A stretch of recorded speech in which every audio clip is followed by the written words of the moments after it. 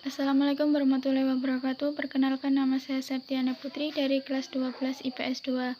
Jadi di sini saya akan menjelaskan materi mengenai kelompok sosial. Jadi kalian tahu nggak sih apa itu kelompok sosial?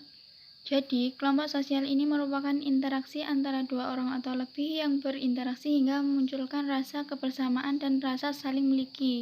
Jadi di sini ada beberapa pengertian menurut para ahli mengenai kelompok sosial ini. Yang pertama ada Roland L. Warren. Dia menyatakan bahwa suatu kelompok sosial itu meliputi sejumlah manusia yang saling berinteraksi dan memiliki pola interaksi yang mudah dipahami dalam suatu kelompok tersebut. Kemudian ada pengertian menurut Mayer Pollack. Dia menyatakan bahwa sejumlah orang yang saling berhubungan dalam sebuah struktur. Kemudian menurut Robert Camerton, dia menyatakan bahwa sekumpulan orang yang saling berinteraksi. Jadi ada beberapa kriteria hubungan antar kelompok mengenai kelompok sosial ini. Yang pertama ada kriteria fisiologis. Kriteria ini didasarkan pada persamaan jenis kelamin, yaitu antara laki-laki dan perempuan. Kemudian didasarkan pada usia, yaitu antara usia muda dan tua. Kemudian yang kedua ada kriteria kebudayaan. Kriteria kebudayaan ini mencakup kelompok yang diikat oleh persamaan kebudayaan, seperti kelompok etnik.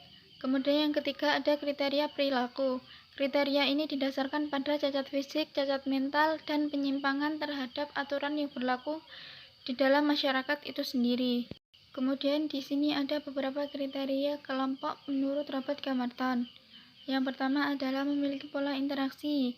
Kemudian yang kedua, pihak yang berinteraksi mengidentifikasikan dirinya sebagai anggota kelompok.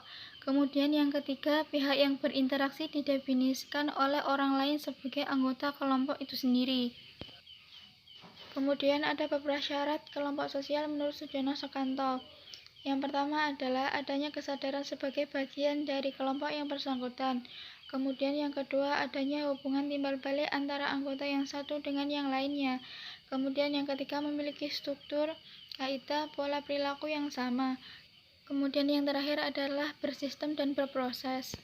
Kemudian ada beberapa pola hubungan antar kelompok menurut Button. Yang pertama adalah akulturasi, kemudian dominasi, paternalisme, pluralisme, dan juga integrasi. Selanjutnya, ada pola hubungan antar kelompok menurut Liberson. Yang pertama adalah pola dominasi kelompok pendatang atas pribumi. Contohnya adalah kedatangan bangsa Eropa ke benua Asia, Afrika, dan juga Amerika. Yang kedua, pola dominasi kelompok pribumi atas kelompok pendatang. Contohnya dominasi kelompok kulit putih Prancis atas kelompok pendatang dari Aljazair, Cina, ataupun Turki. Jadi, pada dasarnya, manusia merupakan makhluk sosial yang sangat membutuhkan bantuan orang lain untuk dapat bertahan hidup.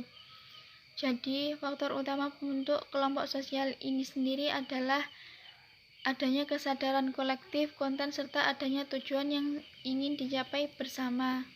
Kemudian di sini ada beberapa macam-macam kelompok sosial. Yang pertama ada kelompok statistik, yaitu kelompok yang bukan tergolong ke dalam organisasi, tidak mempunyai kaitan atau hubungan sosial serta kesadaran jenis di antaranya. Kemudian ada kelompok asosiasi, yaitu kelompok yang anggotanya memiliki kesadaran akan jenis dan juga terdapat persamaan kepentingan bersama ataupun kepentingan pribadi. Kemudian ada kelompok kemasyarakatan, yaitu merupakan suatu kelompok yang mempunyai ciri persamaan namun tidak mempunyai organisasi serta hubungan sosial di antara para anggotanya. Kemudian ada beberapa proses terbentuknya kelompok sosial. Yang pertama adalah terdapat motivasi guna meraih tujuan bersama. Kemudian yang kedua, interaksi sosial akan membantu perkembangan dari suatu kelompok sosial. Kemudian yang ketiga, persepsi ikut mendasari terbentuknya dari sebuah kelompok sosial. Yang keempat, adanya tujuan dari masing-masing individu di dalam kelompok sosial itu sendiri. Kemudian yang terakhir adalah kebebasan individu dalam menyampaikan ide, gagasan, atau pendapatnya. Beberapa fungsi kelompok sosial diantaranya adalah 1. Sebagai sarana untuk tiap individu dalam melakukan berbagai macam hal. kemudian membantu dalam mengembangkan diri sekaligus perspektif dalam individu. Kemudian yang ketiga adalah menyatukan anggota dengan tujuan atau pemikiran yang sama.